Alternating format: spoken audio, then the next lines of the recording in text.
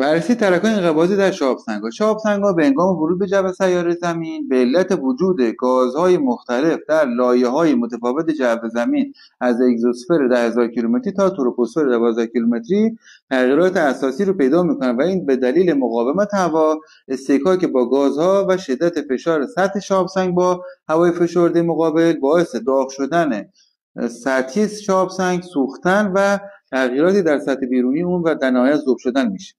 در مورفولوژی داخلی نزدیک به سطح شهابسنگ بسته به مواد تشکیل دهنده اون، چون تغییرات دمایی سریع اتفاق میفته و تغییراتی در بافت زیر پوسته و در بلورهاش ایجاد میشه، در نهایت پوسته بیرونی به خاطر تحرکات بلورهای درونی چون سخته و سفت شده اجازه تحرک نمیده و داخل دچار انقباض و ترک‌ها و شکاف‌های همونطور که می‌بینید میشه.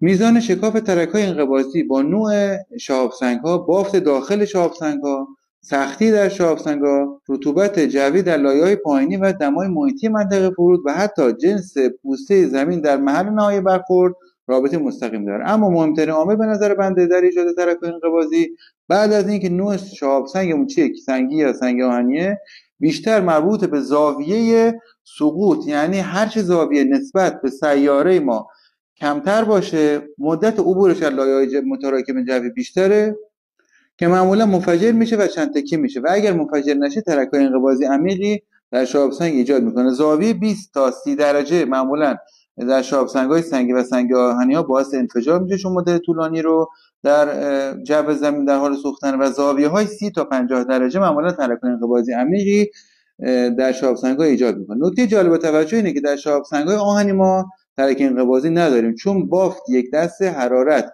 اون رو سرخ و مذاب میکنه و ریگماگیری و خطوط جریان به وجود میاد. ترک‌های انقباضی برای علاقه‌مندان به شکار و جمع‌آوری شهابسنگ‌ها از علائم ظاهری در شناسایی شهابسنگ‌ها است، اما مشکل زمانی به وجود میاد که ما در سنگ‌های فرسایشی زمین هم ترک‌ها و شکاف‌هایی رو مشابه با شهابسنگ‌ها و ترک انقباضی اونها ملاحظه می‌کنیم که بر اثر ترک و ایجاد هوازدگی و هیدروتاسیون داخلیش اتفاق افتاده و به علت اختلاف دمای شب و روز در فصول مختلف سال به شکاف تبدیل شدن. عامل اختلاف بین سنگ‌های فرسایش یافته ترکدار زمینی و شهابسنگ‌های ترکدار انقباضی بزرگ چیه؟